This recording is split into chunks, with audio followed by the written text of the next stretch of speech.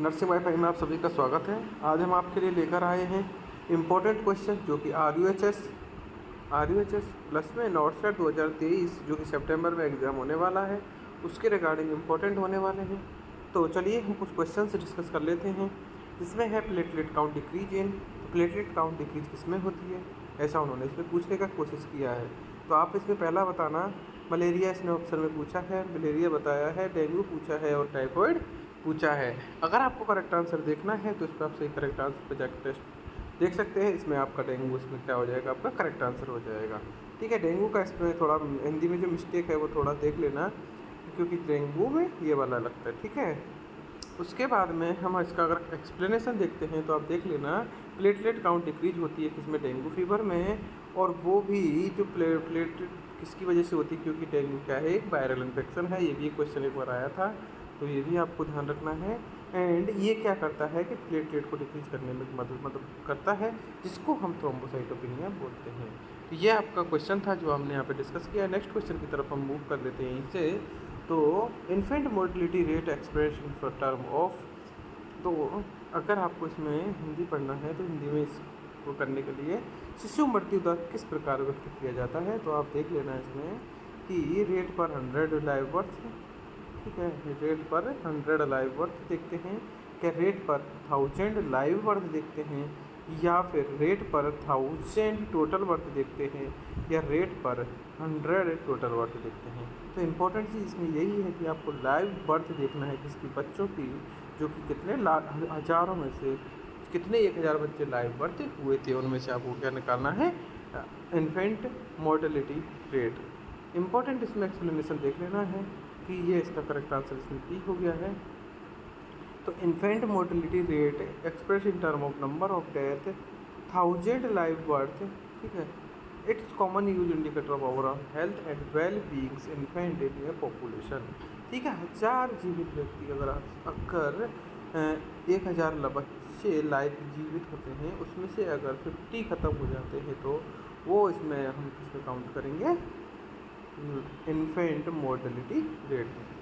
Infant का मतलब आपको पता होना चाहिए कि इन्फेंट का मतलब होता है 0 से लेकर 1 ईयर तक का जो भी उम्र होता है बच्चे की, उसको हम इन्फेंट में काउंट करते हैं। नेक्स्ट क्वेश्चन की तरफ हम मूव कर लेते हैं इसे, और वो क्वेश्चन है the total number of chamber in the human. ये भी क्वेश्चन है, इंपॉर्टेंट है, सबको पता है, लेकिन आप इसमें ध्यान रखना,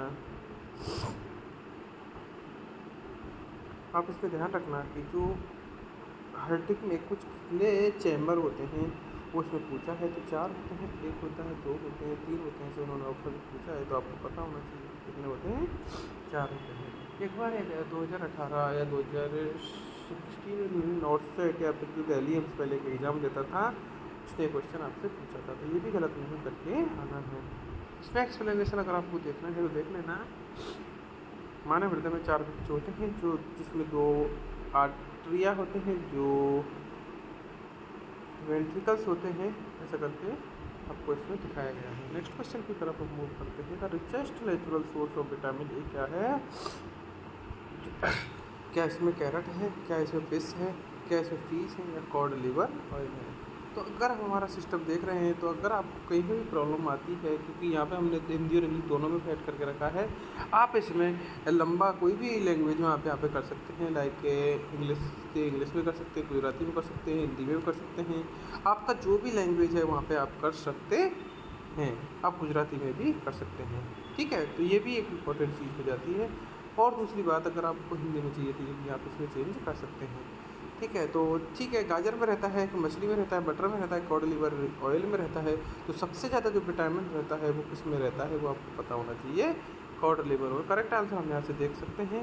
उसके बाद अगर एक्सप्लेनेशन देखना है तो cod liver oil is richest natural source of vitamin A, और vitamin A is essential for maintaining good vision, मतलब आई के लिए, स्किन के लिए भी इम्पोर्टेंट है, और इम्यूनिटी के लिए भी इम्पोर्टेंट है। हिंदी में आप इसमें आराम से पढ़ सकते हैं, वीडियो पॉज करके भी आप इसमें पढ़ते रहिएगा। नेक्स्ट क्वेश्चन की तरफ हम मूव कर लेते हैं।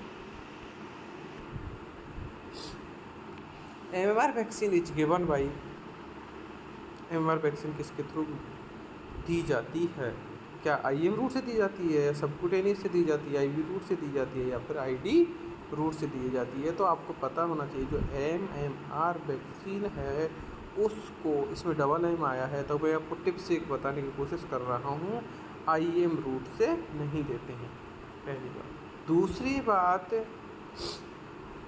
तो पहला आंसर इसका गलत हो गया, IM रूट से नहीं देते हैं। तो फिर हम इसमें कौन से रूट से देते हैं वो भी आप यहाँ पे देख लेना, SC रूट से देते हैं। एक्सप्लेनेशन के लिए आप यहाँ पे देख लेना है कि जो MMR वैक्सीन है वो सबक्यूटेनियस रूट से दी जाती है, जो कि मीजल्स, मम्स और रूबेला का इसका क्या है, फुल फॉर्म। नेक्स्ट क्वेश्चन की तरफ हम अभी मूव कर लेते हैं कि WHO में ORS पैकेट होता है, उसमें क्या क्या चीज़ें होती हैं। क्या इसमें सोडियम क्लोराइड होता है, ठीक है, पोटेशियम क्लोराइड होता है, सोडियम बाइकार्बोनेट होता है, कैल्शियम कार्बोनेट होता है। एक इंपॉर्टेंट चीज़ मैं आपको बता दूं कि जो हिंदी इंग्लिश का जब आप जो छोटा क्वेश्चन अगर आप पढ़ेंगे तो हिंदी का उसमें वैल्यू नहीं रहेगा, क्योंकि वो चीज़ें आपको ऐसे ही समझ में आ जाती हैं। लेकिन कई बार क्या होता है कि जो लंबा क्वेश्चन चलता है, जिसमें जैसे आपका मौसमी का क्वेश्चन हो गया, प्रैक्टिकल बेसिस क्वेश्चन हो गया, उसमें आपके लिए लैंग्वेज आपको क्वेश्चन समझाने में बहुत अच्छे से मदद करने वाली है।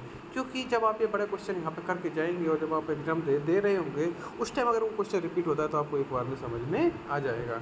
तो लैंग्वेज का इसलिए हमने इसमें उसको मॉडिफाई किया है, ठीक है। तो हम देख लेते हैं इसमें ORS के पैकेट में क्या क्या रहता है।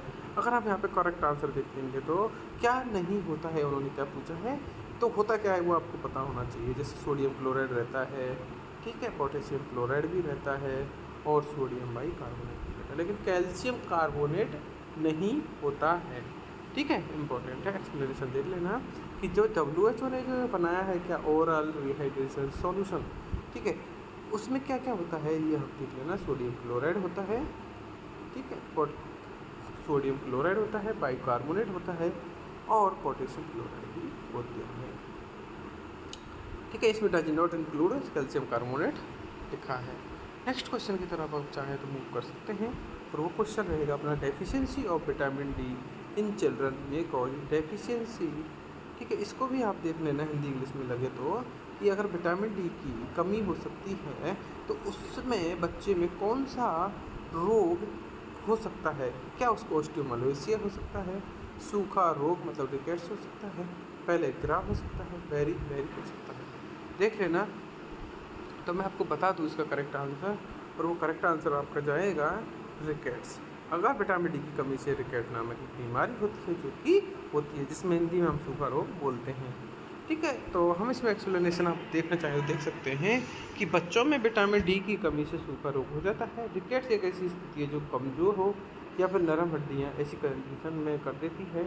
कंकाल की प्रकृति और बिगड़ा हुआ विकास की विशेषता है। हिंदी इंग्लिश में आप पढ़ने की कोशिश करना वीडियो पॉज करके। नेक्स्ट क्वेश्चन की तरफ हम इसमें मूव कर लेते हैं, और वो क्वेश्चन है, और जो कि बहुत इंपॉर्टेंट क्वेश्चन होने वाला है, कि Guillain Barre syndrome is disease of which of the following.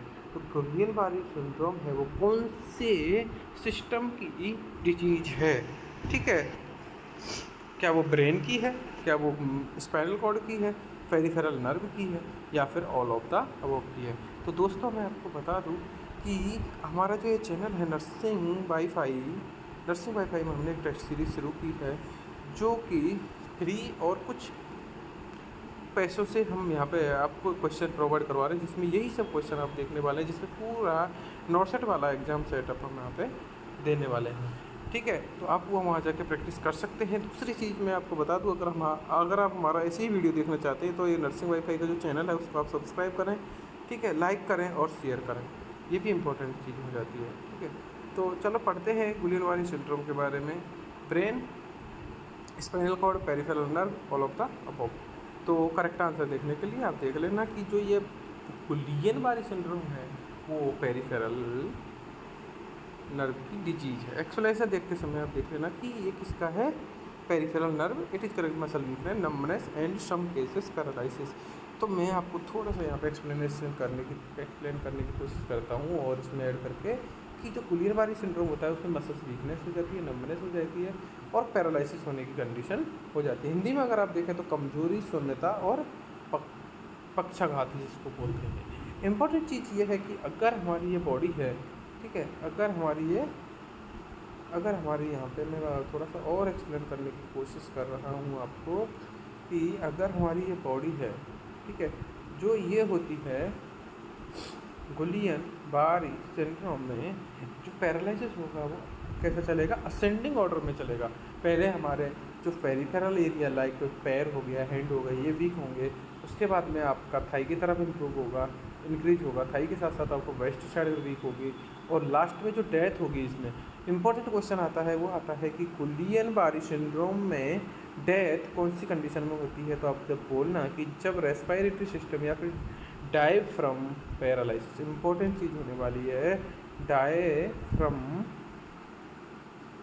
Paralysis, जो डायफ्रम का पैरालिसिस होगा उसकी वजह से क्या होगी, इस व्यक्ति में डेथ होगी इसकी, ठीक है। उससे पहले वो कंट्रोल कर सकता है अपनी डेथ को। तो डायफ्रम पैरालिसिस या रेस्पिरेटरी फेलियर की वजह से इसमें डेथ होती है। इंपॉर्टेंट चीज़ हम बता दूँ कि जो डायफ्रम पैरालिसिस होता है उसकी वजह से ही क्या होता है, रेस्पिरेटरी फेलियर होता है, क्योंकि डायफ्रम एक इंपॉर्टेंट फंक्शन रोल प्ले करता है किसमें, इंस्पायरेशन और एक्सपायरेशन में। तो ये भी इंपॉर्टेंट चीज़ होने वाली है। नेक्स्ट क्वेश्चन की तरफ हम इसी सब मूव कर लेते हैं, और वो है heart regulating centre located in. तो हीट का रेगुलेटिंग सेंटर होता है वो क्या होता है, क्या वो थैलेमस होता है या हाइपोथैलेमस होता है, मेडुला ओम्बलंगेटा होता है या सेरिबेलम होता है। देख लेना इसमें कि जो हाइपोथैलेमस होता है वो क्या होता है, हीट रेगुलेटिंग। थैलेमस में और हाइपोथैलेमस में आपको क्या नहीं होना है, कंफ्यूज नहीं होना है, तो हाइपोथैलेमस, ठीक है। नेक्स्ट को अगर हम एक्सप्लेनेशन देखें तो देख लेना कि heat regulation centre in body located in hypothalamus play एक क्रूशियल, मतलब होता है बहुत बड़ा रोल टेम्परेचर को रेगुलेट करने में करता है। जैसे कैसे करेगा देख लेते हैं। स्वेटिंग, अगर जब गर्मी लग रही है तो पसीना करके बॉडी को ठंडा करता है, अगर गर्मी लग रही है तो शिवरिंग करके बॉडी में हीट जनरेट करवाता है। And dilation of constriction of blood vessels को कॉन्स्ट्रिक्ट और डायलेट करके भी वो एक इम्पोर्टेंट रोल प्ले करता है किसमें,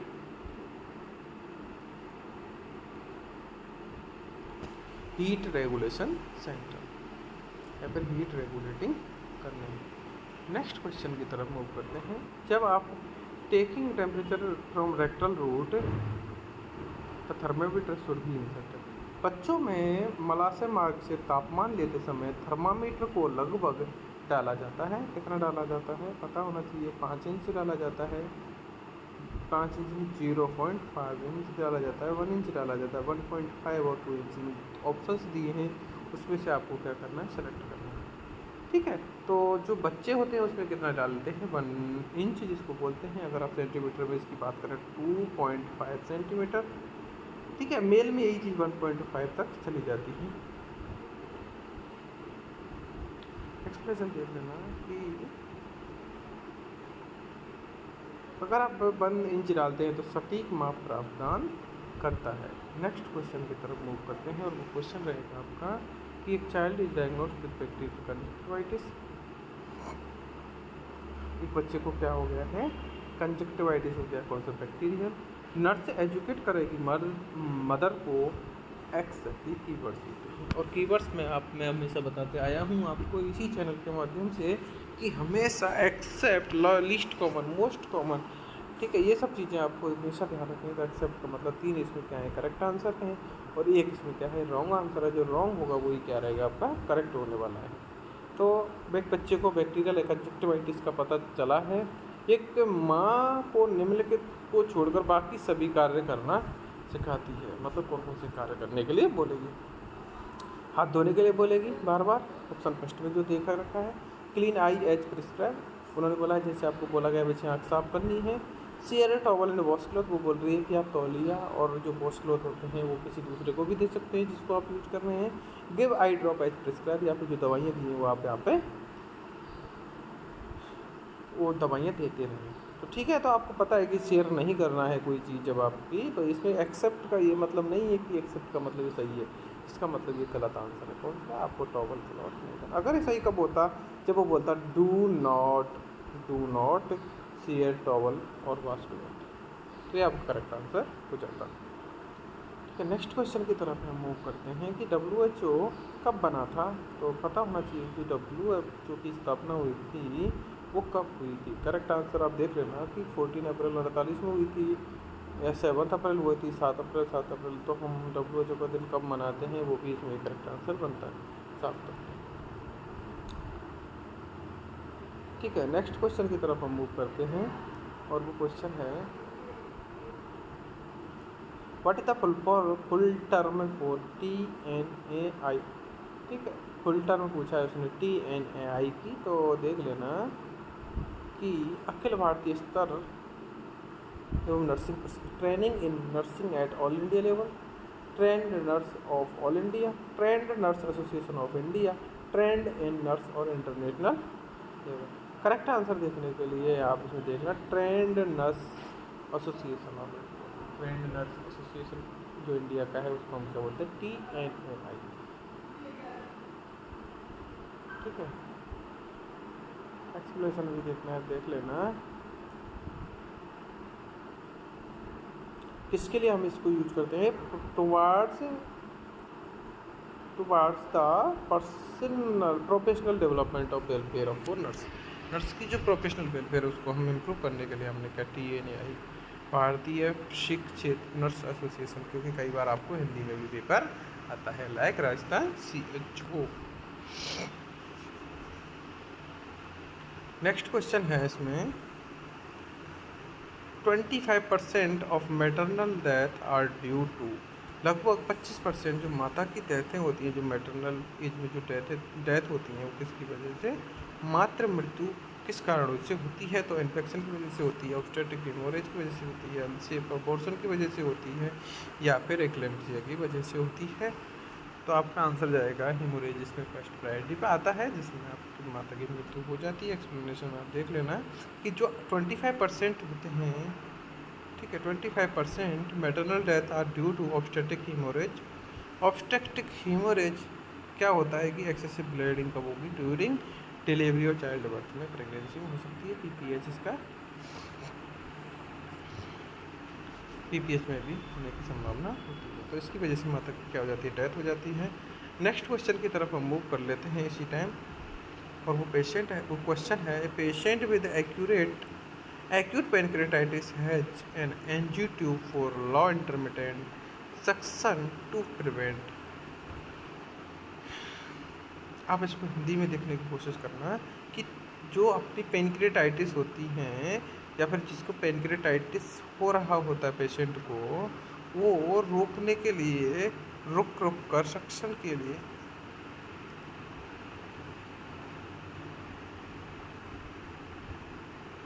किस चीज़ को प्रिवेंट करने के लिए आपको इंटरमिटेंट सक्शन के लिए प्रिस्क्राइब किया जाता है, क्या क्रॉनिक डिस्क और डिस्टॉर्शन के लिए, गैस्ट्रिक रिफ्लक्स के लिए, पेनक्रिएटिक स्टिमुलेशन के लिए, या पेरिस्टालसिस के लिए।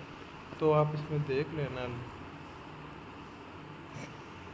कि जो पेनक्रिएटिक स्टिमुलेशन ना हो, इसलिए हम इसको इंटरमिटेंट सक्शन के लिए बोलते हैं।